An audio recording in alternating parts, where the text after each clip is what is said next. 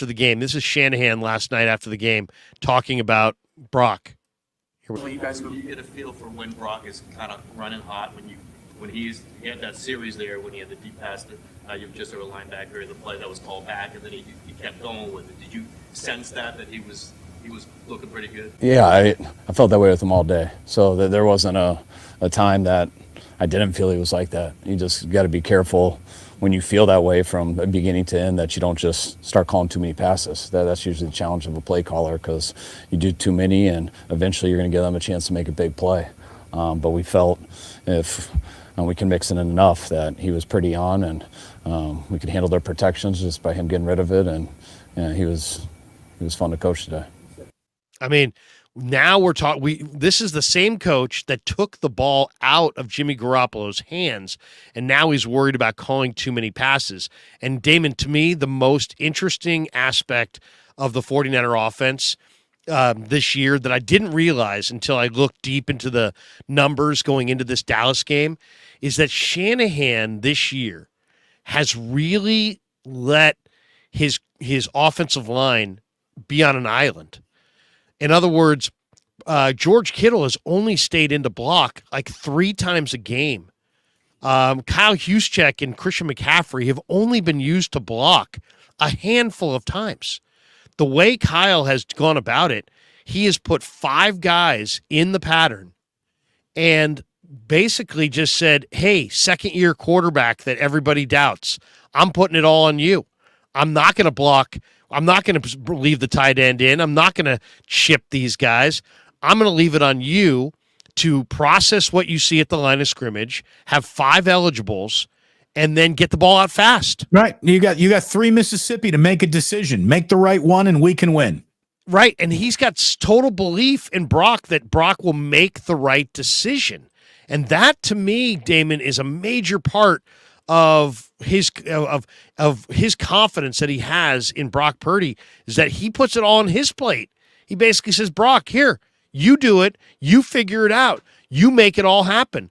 We're not gonna send extra blockers and devote extra blockers. We're just gonna let you decide.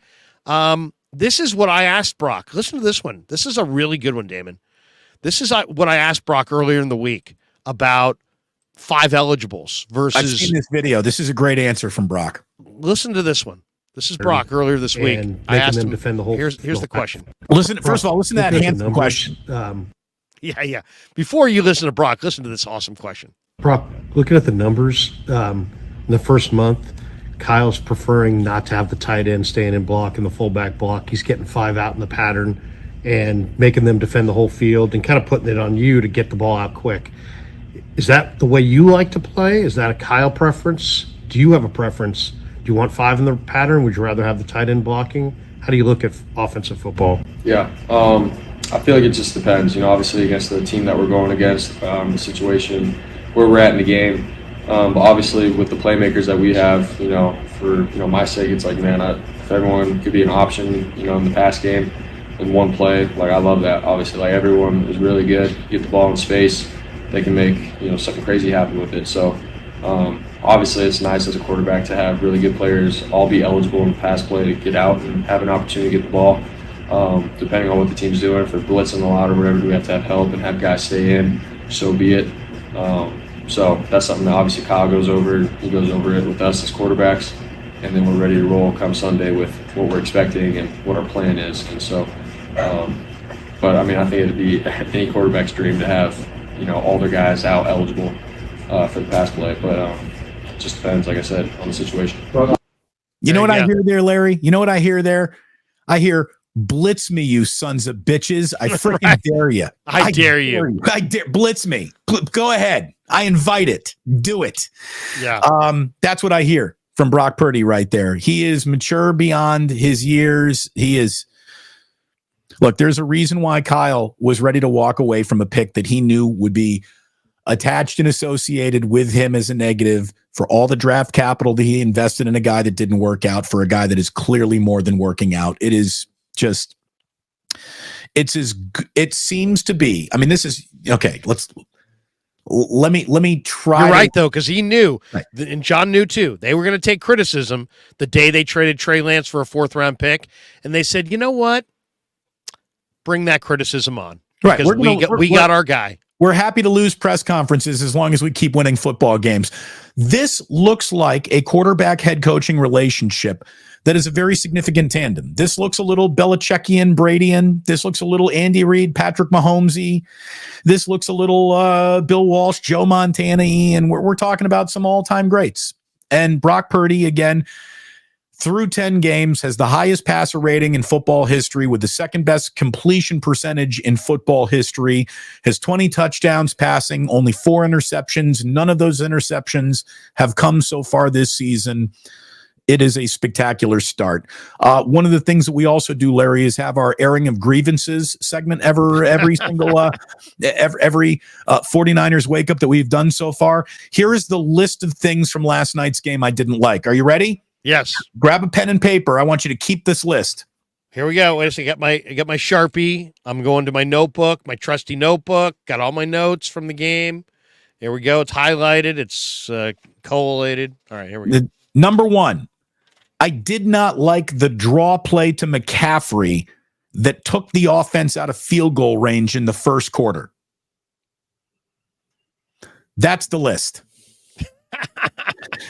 There it is. You're hyper negative. The only time I wrote down, I didn't like that. I didn't like that decision was that. Can I add one to the list? Sure. How do you not go with the Joe Montana era chicken nuggets, which are a staple in the press box? There were no chicken nuggets at halftime. None. We were leaning on paninis. Is that where we're at? Come on, Niners. Is that where we're at? We're going paninis? We're going panini? What happened to those dry nuggets? Well, the chicken fingers, that literally could be a weapon. You still get a nacho option. The Niners were famous for their world's most accessible nacho bar at a halftime of an old Candlestick. When you'd walk around that old German submarine that was the Candlestick press box, you'd go and you'd get your runny, probably made with more water than nacho cheese on your straight out of a bag of Ortega tortilla chips.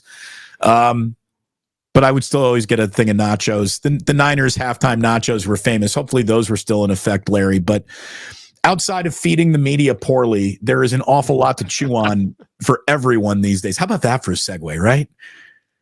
Feeding the media poorly, we still have an awful lot to chew on. There's a reason why you and I got laid off. I can't understand it, but anyways. Maybe this Stevie P says your Giants rant was epic. It sure was. Thank you. Larry, you make things Somebody happen. said that to me in the elevator. Like, hey, Krug. I'm like, hey, what's up, man? I saw that rant on Kapler on Damon with Damon the other day, man. Good stuff.